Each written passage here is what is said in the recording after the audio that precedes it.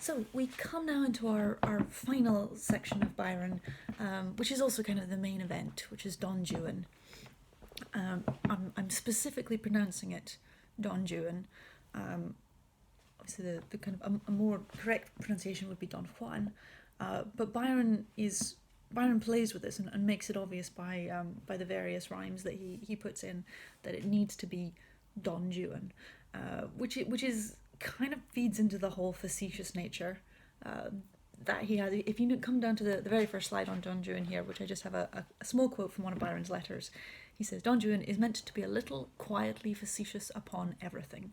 And I think that absolutely sums it up, that it's very tongue-in-cheek. This kind of encapsulates Byron, and there are a great many of Byron's epic poems that have this same kind of tone, that have this very witty, mocking, humorous style of writing.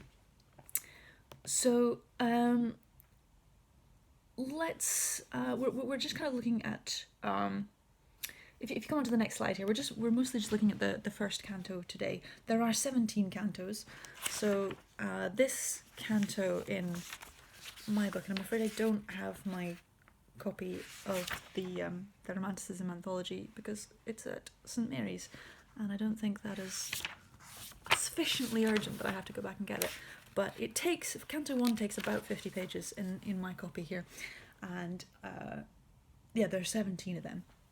So that's why we've not asked you to read the whole thing, because altogether it's longer than your average novel. So it's brilliant. It's a great, fun, ridiculous, rollicking kind of story that follows our main character Don Juan and goes through all kinds of different adventures, different countries. He goes from place to place, has various romantic escapades, daring adventures. There are pirates. There's Catherine the Great.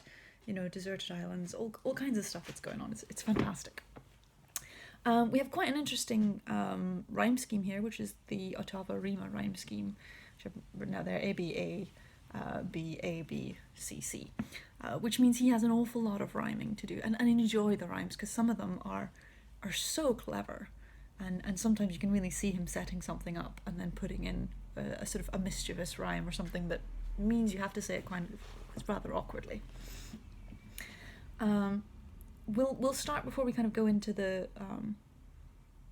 plot of the story, we'll start with the dedication. So do kind of turn to your dedication here, and since we actually have the audio here, do use that and pause it and to kind of find your place and work out, be following along.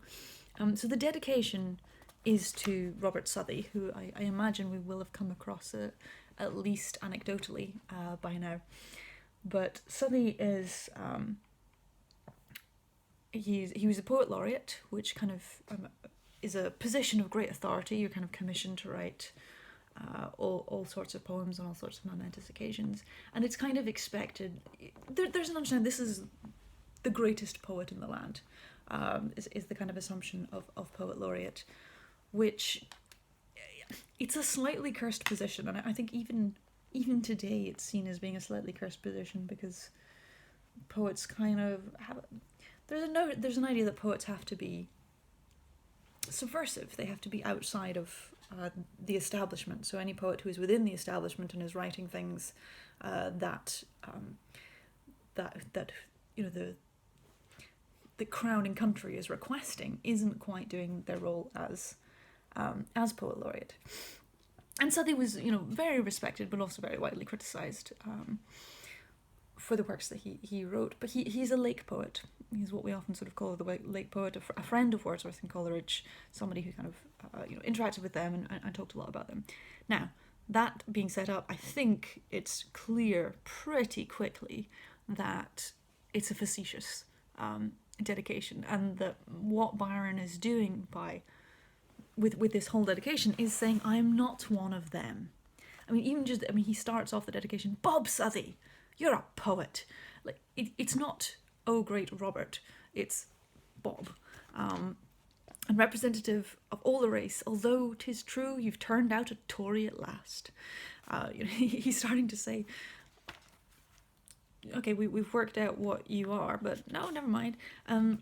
and he quickly goes into this is a kind of wonderful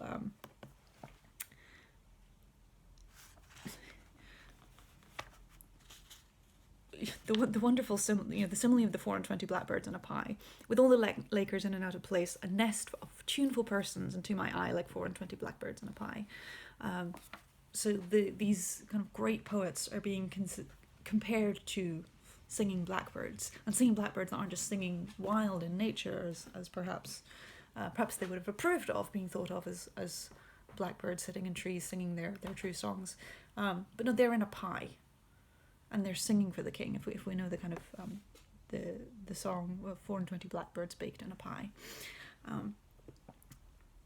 Which pie being opened, this is stanza 2 here, the pie being opened, they began to sing, and then in brackets we get the narrative voice coming through. This old song, a new simile, holds good, which is great. We have our narrator stepping forward already to comment on what he's doing.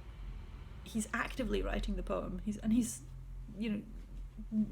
barely 10 lines in, he's going, "Oh, that was clever, wasn't it? Look at me." There are loads of moments of this in the poem. I've put a few quotes later on in the slides. It's so I think 2 slides down. Yeah, I've got a whole bunch of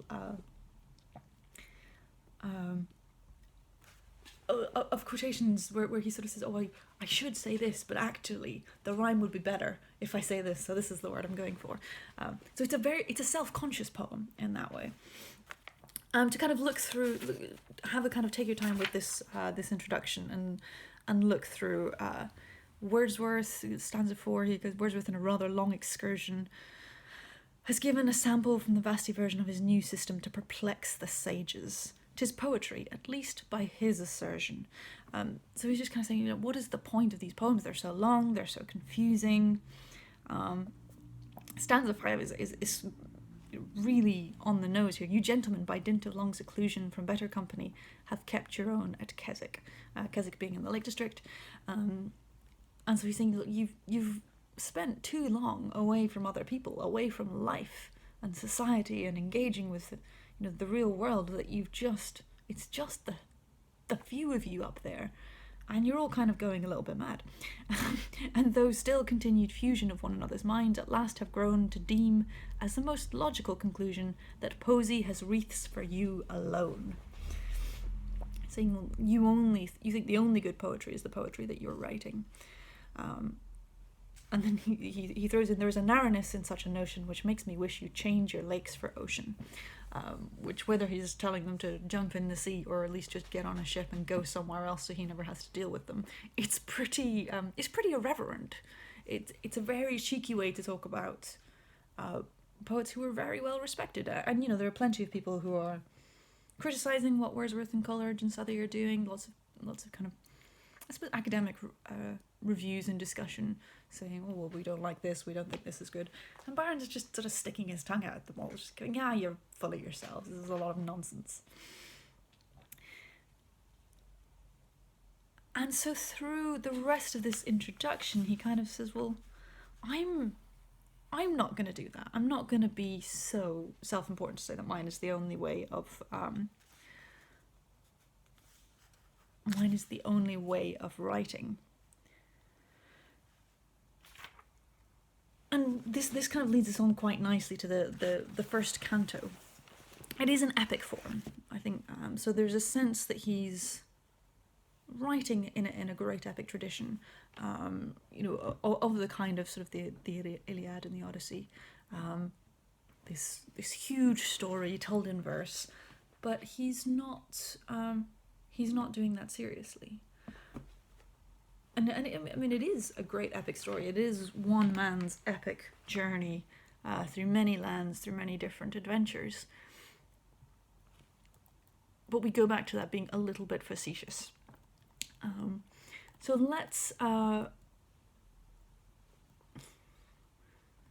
Actually, before I do that, I want to talk a little bit more about the narrator. We'll come on to the beginning in just a second. So if you have a look at our slides here, we go on from the dedication, and we have a quote here from Walter Scott. which I shall read out in full. Byron is the first poet who, either in his own person or covered by no very thick disguise, directly appeared before the public, an actual living man expressing his own sentiments, thoughts, hopes, and fears.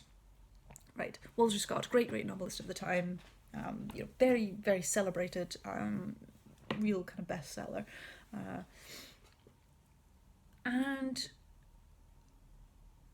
And yet he is not the celebrity that Byron is. And that is very much because Byron is...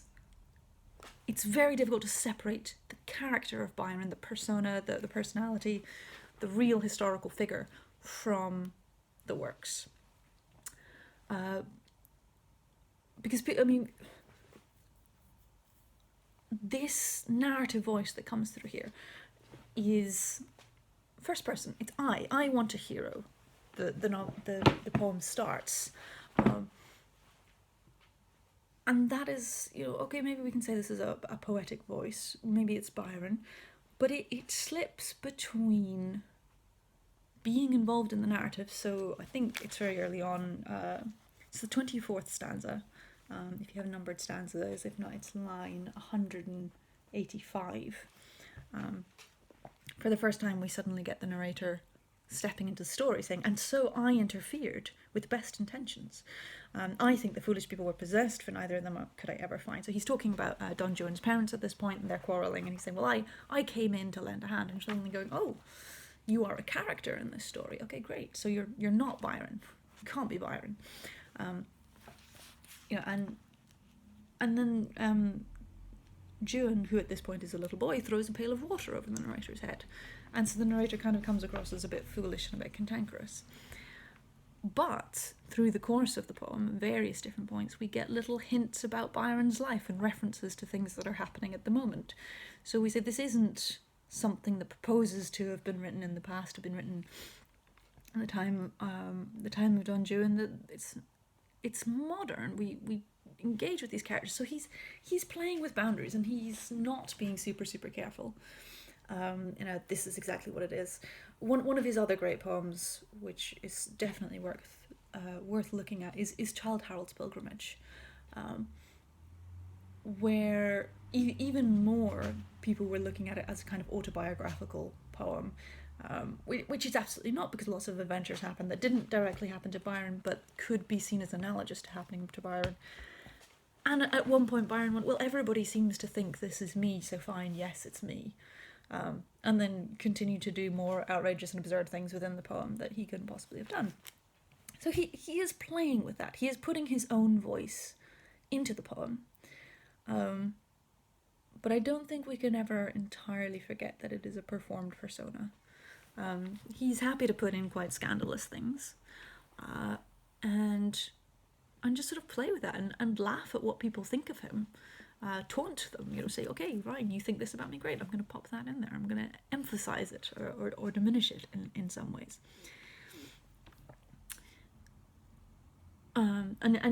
His life was very much explored by the newspapers. People were really fascinated to know where he was, where he was going. He is a celebrity in the sense that we would think of celebrities today, that, oh, Byron is in London. Okay, where's he staying? Oh, apparently he's staying in Piccadilly. We've heard that he's here. We've heard that he's there. People would, particularly young women, would just kind of hang around and say, oh, is Byron might be there, Byron might be there. As being a very racy and exciting character to see. So people were looking for parallels not only between Byron and his narrator, but between Byron and his character. The main thing we know about Don Juan is that he's a seducer. He is somebody who lives this exciting life, and that a celebrated life of scandal. Really, I mean, we have some a couple of quotes here from the narrator, which are quite fun, and this kind of is a Byron being really facetious, really doing doublespeak here, because he starts saying, oh, but scandal's my aversion, says the narrator, who is writing an entire poem about scandal. And as soon as he say, scandal's my aversion, then he goes into the story that he's talking about. People should hold their tongues, he says, writing this great epic story. And engages with his readership. So the final quote on this is this was Don Juan's earliest scrape, but whether I shall proceed with his adventure is dependent on the public altogether. So he's actually saying, well, what happens kind of depends on how my audience responds. So if you like it, I'll write more, and if you don't, I won't bother. And he was persuaded by the responses, the public responses to his work. There's no great plan from the start of Don Juan. These cantos are released over quite a few years. First one is, I feel I should have this date here at my fingertips. 1819 is the very first one. The last one was published after his death in 1824. So there is, and it's not finished. It was an ongoing thing, which is whenever he had an idea for a new adventure, he followed it and did it. So let's come on to this brilliant opening line. I want a hero. So we have it on a slide here, just the first stanza, but do get it up in your text. The text that you have, whether that's an online or ideally in the Duncan Wu anthology. So he starts with this declaration, I want a hero. And he goes on, an uncommon want, when every year and month sends forth a new one, till after cloying the gazettes with cant, the age discovers he is not the true one. So this idea that, okay, we're constantly finding new heroes in our culture. We're finding either, and he doesn't really say who he's thinking of, but people who are filling up the gazettes, so the kind of the newspapers. Well, is that political heroes, writers, celebrated persons, actors, and then we fill up all the gazettes with stories of these people, and then we find that they're not actually that great after all. And so he's sort of saying, well, we keep having these heroes who aren't any good, so I shall take our ancient friend Don Juan. We've all seen him in the pantomime sent to the devil, somewhat ere his time. Now, one, he is addressing the readership. He's talking very self-reflexively as a poet. And he goes on for the next couple of stanzas talking about various different heroes, their kind of rises and falls, and situates it within the tradition. He situates what he's doing within the tradition of heroic poetry. Most epic poets plunge in medias res. That is the usual method, but not mine. So kind of saying, okay, this is what an epic is meant to be, but that's not what I'm going to do. So if you look at the next slide, I have a little bit more information on Don Juan, because this isn't an original character of Byron's. Don Juan is a kind of famous, semi-mythical, how real the original person was. Is absolutely unclear. Maybe he's always been fictional. Maybe there was somebody once upon a time who had this life. He's a libertine. He's a womanizer, a gambler. He lives to excess. The wild life, and often is often kind of depicted as somebody who doesn't get the opportunity to repent. He doesn't get. Maybe he starts to see the error of his ways, but alas dies just at the crucial moment. Subject of works here I've kind of listed. Mozart's Don Giovanni is based on Don Juan legend, and I've got there's a couple of little pictures there, just other works that have been inspired by him. A couple of recent films, which I suppose are quite funny, and notions of how we might interpret that. There's one from the 90s there with Johnny Depp where it's all kind of this beautiful, windswept, romantic kind of figure. And then a more recent one about a playboy with Joseph Gordon-Levitt, I think his name is, in Don Juan. So the point here is that he is widely known to Byron's audience, and he is not a hero. So when Byron comes in saying, I want a hero, and then says, Don Juan, he's reading, what? That's not a hero. So he's an anti-hero, absolutely. And this leads us into a really strong trend in Byron's stories, that he picks heroes who are flawed, who are misanthropic, who are tragic in some way. So if you have a look at my next slide, I have some examples of Byronic heroes from literature and culture. The Byronic hero is the outcast. He is somebody who, for whatever reason, is not permitted in society anymore, probably because he's been a bit naughty, very much like Byron himself. Byron is, in the way, the ultimate Byronic hero, the character that he plays, the persona that he puts out there. Others here, we have Satan from Paradise Lost, Heathcliff from Wuthering Heights, and then some slightly more modern ones. We have Wolverine from the X-Men and Iron Man from all those Iron Man films, which I thought those were quite interesting modern adaptations, that we still kind of love this gloomy bad boy who is kind of romantic, who is kind of tragic, and he's very attractive and very bitter in a lot of ways. Now, I think Don Juan in this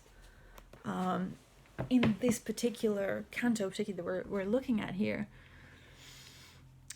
doesn't entirely move into this phase of his story, although he certainly will very soon. Hang on, bear with me. I need to plug in my charger because I'm gonna lose you guys. There we go.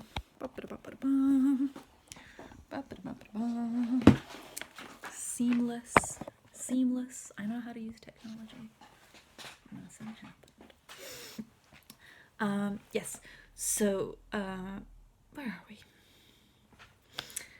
Yeah, Don Juan certainly in the first canto is really shown as quite innocent and naive. I mean, for a start, the canto starts with his parents, talks about their relationship, and then we get his first love affair with Donna Julia. And Donna Julia is a beautiful young woman who is married to Don Alfonso, and they begin to have this affair, and he's shown as very naive and really very passive. Actually, I mean, Juan is very passive in a lot of, particularly his early adventures. Women seem to find him irresistible and throw themselves at him.